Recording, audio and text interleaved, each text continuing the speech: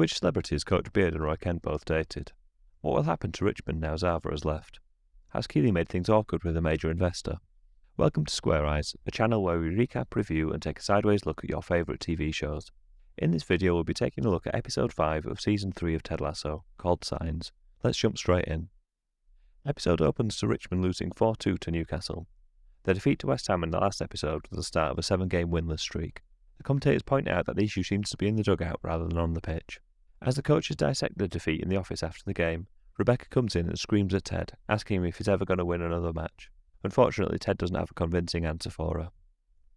After the credits, Rebecca bumps into John Wing's night in a coffee shop, and as he's telling an anecdote that involves him assaulting a celebrated actor, his fiancée describes him as a shiting nining armour, which is a phrase used by the psychic a couple of episodes ago, and it stops Rebecca in her tracks. Shandy has started her own dating app, which helps people to hook up with celebrities, which she started out of spite because Keeley was cross with her for messing around with banter in the last episode. It's now obvious that Shandy is out of control and needs to be dealt with.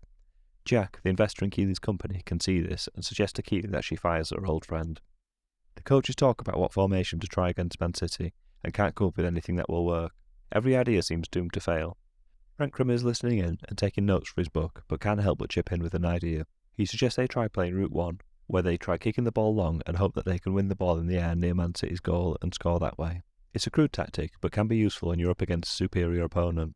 The coaches consider it, but even this system will be snuffed out because Man City's defenders are too athletic, so they just accept that it's a lost cause. Then Ted receives a text to say his son Henry was involved in a bullying incident at school. Beard suggests they catch a flight over to America to immediately burn down the bully's house. Roy, in a dark twist, gives an incredibly detailed description of how you can use a rope and red paint to torture a bully. Ted politely declines his colleague's offers of violent retribution until he has more details. Hagen goes to visit Rebecca, and after some preambles, suggests they may have to consider sacking Ted if results don't pick up soon. Rebecca isn't willing to engage in the conversation at this stage, though, so changes the subject to psychics instead.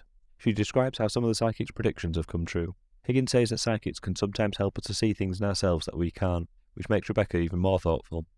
There's an interesting cut at this stage, as Rebecca is staring at the green matchbook from Sam's restaurant, and then the next shot is an almost matching shot over Nate's shoulder of him looking at a green printout of a football pitch. This might have just been done because it looks nice, or there might have been a hidden message in it, I'm not sure. Either way, Nate is given Anastasia's number by Rupert's assistant after he met her at Bones and Honey following West Ham's victory over Richmond in the last episode. It looks like Nate calls immediately and asks her out on a date, only it isn't her, it's his mum, and he was practicing.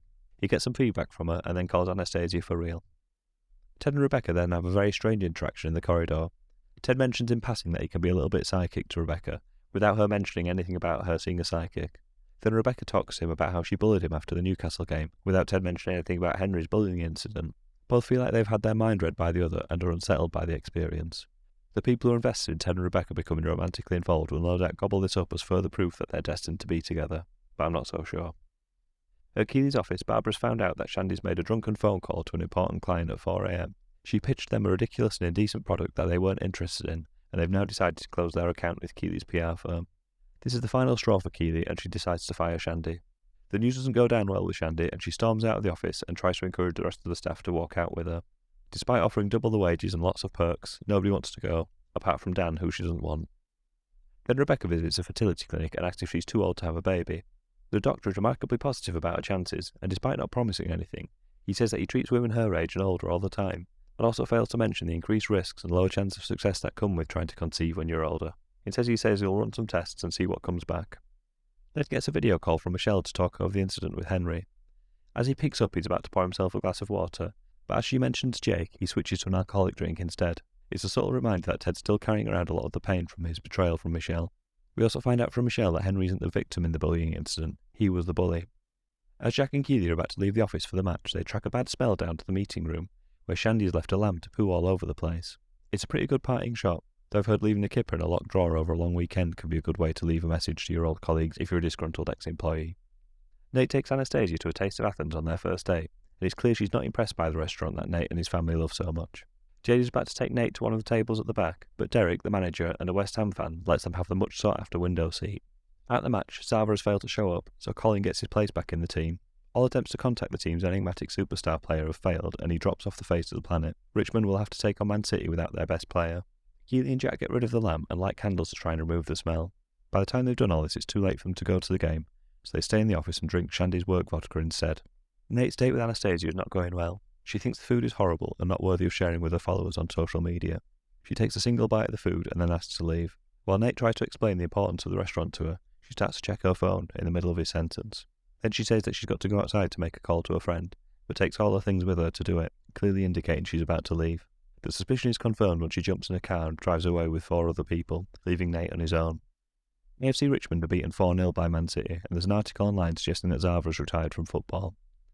After the match, Rebecca retreats to her office and calls the fertility doctor, who has the results of her test. We don't hear the specifics, but we can see from Rebecca's reaction that it's not good news and it's not likely that she'll be able to have a baby. Rebecca tries to call Keely, but the call goes unanswered because she's drinking with Jack in her office. The pair are getting along very well, talking about their past relationships and working their way through Shandy's work vodka. Then Keely launches herself at Jack, then pulls back because she's worried it was a mistake, and Jack reassures her that it wasn't, and they passionately embrace.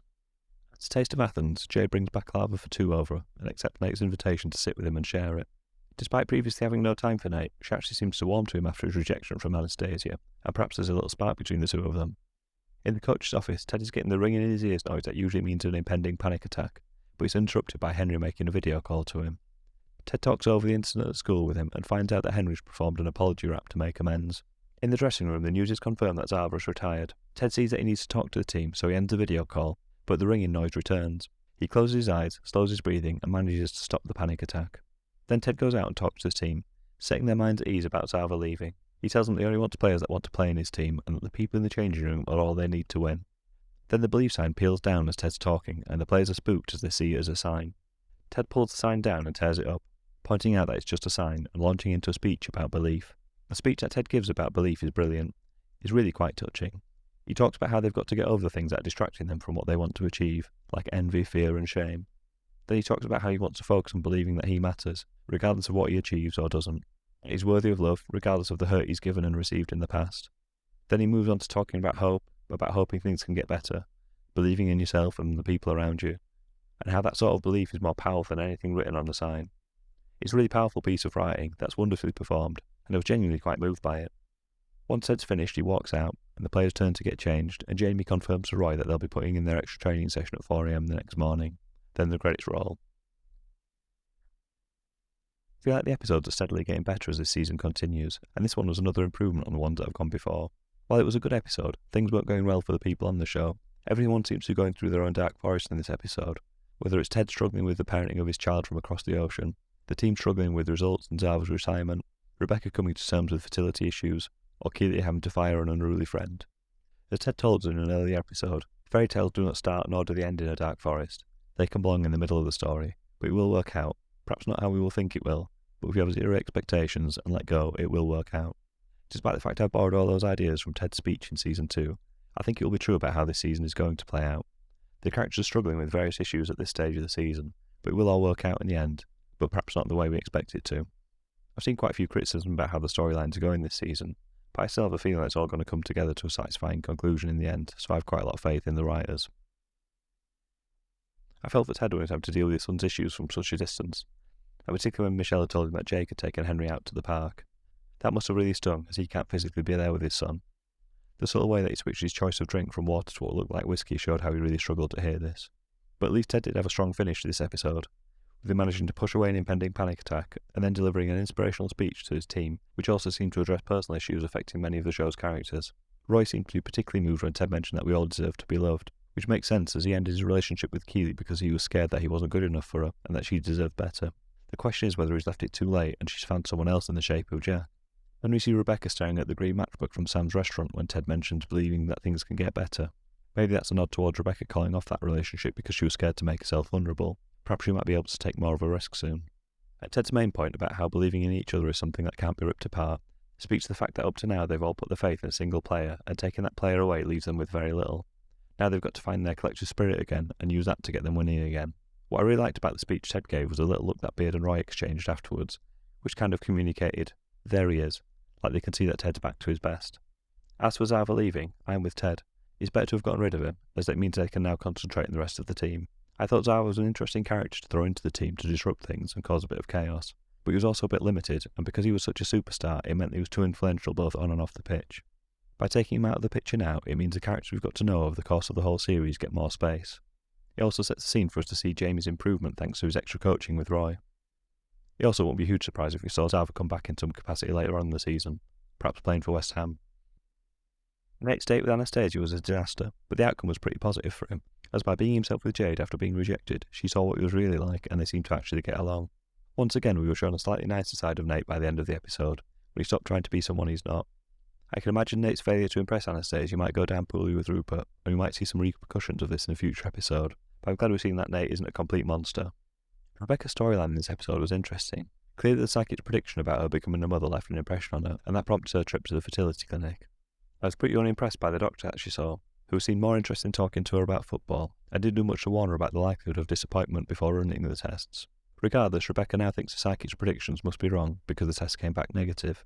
However, my prediction in my earlier video that she would become a mother through some sort of adoption or fostering situation, so that's still possible. John Wingsnight was described as a shining nanny armour by his fiancée in this episode, which means another of the psychic's predictions has come true. I'm not sure what the significance of this is though. I have a feeling it might be a misdirect, but John Wingsnight is quite obviously an awful person, and I'd be surprised if any relevance to Rebecca's story. Keely and Jack getting together creates an interesting situation. I thought we were heading in the direction of her and Roy coming back together again, seeing as other reasons for their split seemed to be problems that they could easily overcome. But Keely starting a new relationship complicates things a little bit. It's even more complicated when the person she's starting the relationship is also an investor in her company. While Jack might not technically be Keely's boss, because Keely owns part of the company, it's worth remembering that Keely sincerely thought that Jack was firing her earlier in the episode, so she does have some sort of power over her.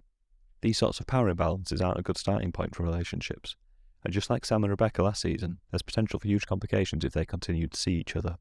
On the other hand, at least this episode saw Keely looking happy for once, after 4 consecutive episodes of her seeming miserable and continually having things go against her.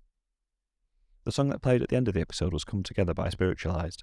Typically the songs on the show are chosen very carefully, so my hope is that this song was chosen for the literal meaning that this is the point in the season where everyone's going to come together and overcome adversity. Up to now it's felt a lot like everyone's been battling their problems on their own. Hopefully we'll see more teamwork in the upcoming episodes. My favourite line in this episode came from Higgins when he said, "This is a text from my father," when Beard told him to get off Twitter after Higgins read out the message, "Even with Zava, Richmond eat more blank than your mum." I've left out the rude word to avoid getting into trouble with YouTube, but hopefully you know the line that I'm talking about. The perspective shift when you realise that messages from his dad, not a random fan, just makes that joke really great. And Roy and Beard don't react at all, just kind of let it hang there, before Ted walks into the room oblivious to what Higgins has said. It's just a great combination of comic writing and acting. When Rebecca was in the fertility clinic waiting room, she saw several people that might have seemed familiar, because of the same extras that appeared in the coffee shop when she broke it off with John Wingsnight early in Season 2. I love this attention to detail that the show has. John Wingsnight's reappearance had a couple of little callbacks too. His half-and-half Manchester City and United scarf was consistent with him telling Roy Kent back in the first episode of Season 2 that he supported whichever Manchester team was winning at the time. And his anecdote about grabbing Sir Anthony Hopkins is also consistent with his tendency to name-drop and tell long-winded anecdotes about himself. Roy says that 4 AM is the hour when, statistically speaking, people are least prepared to defend themselves. That's also the hour when he and Jamie start their training sessions. I don't think anything is a coincidence in this show, so I think the point here is that when other people are vulnerable, he and Jamie are out there making themselves stronger. The mug that Trencrim's holding before he dropped it during Roy's graphic description of how to deal with bullies had a rainbow pattern on it. I have a feeling that this may have been a deliberate choice by the character to subtly signal his support to Colin. It's not yet clear whether Trencrim's gay or not, but this choice of mug could be his way of signalling that he's supportive of gay issues. When Ted talks about a girl running off with some other guy and it turns out they're soulmates, Beard whispers Gina Gershon's name, suggesting that he had his heart broken by her. Roy does a double take when he hears Beard mention her name, and that's because Roy mentioned back in the Rainbows episode of Season 2 that he also dated Gina Gershon for a while, so they both went out with the same woman. It would be funny if Gina had left Beard for Roy, but seeing as though she left Beard for a soulmate, it seems unlikely. Gina Gershon is an actress who was probably most famous for her role in the 1995 film Showgirls. Andy's exit from KJPR was a tribute to the famous scene from Jerry Maguire when the title character quits the sports agency he works for to set up on his own. Like Shandy, it's undignified and most people don't want to join him in his walkout. Unlike Shandy, Jerry Maguire doesn't get his revenge by sneaking livestock into his old office. I feel like Zava and Shandy were introduced as new characters to shake things up a bit this season. Now they've accomplished that, they've left the story, and we can now concentrate on the more established characters. The team now have to find a way to win without Zava, and to believe in themselves again, rather than just relying on a single superstar player that overshadows everyone else. Ted's speech at the end of the episode touched on several of the key themes for this season so far, almost like he was hinting towards what was to come. He talked about living with shame, and the camera turned to Colin, which suggests we're going to have a storyline about him coming out of the closet so he doesn't have to pretend to be someone he's not. The camera also rests on Roy when Ted talked about the belief that we deserve to be loved, so that's clearly a theme that we'll come back to, even though his route to getting back to Keeley has possibly got a bit more complicated now. And Rebecca was staring at Sam's matchbook when Ted talked about hope, so we'll potentially see something more about Rebecca's emotional growth and starting a relationship where she makes herself vulnerable to her partner, whether that's going back to Sam or with someone new. Other things I think we'll see is a renewed focus on Richmond playing as a team. We may also start to see some of the benefits of Jamie's 4 AM training sessions with Roy and him filling in the gap that Zava's left. I hope that leads to an improvement on results on the pitch, because Higgins talked about sacking Ted in this episode, so that feels like a distinct possibility now. We know this could potentially be the last season of Ted Lasso, so he may well be given his marching orders if he doesn't start to win games. This may be harsh given their league position and the fact that they were expected to go down, but Rebecca was desperate to beat Rupert, and Football Manager is always the first to get the chop when things aren't going right. This has been my recap and review of episode 5 of season 3 of Ted Lasso.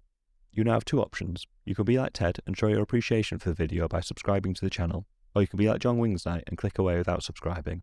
Be like Ted, click subscribe. I'll be logging my video for episode 6 shortly after it airs. Thank you for watching, goodbye.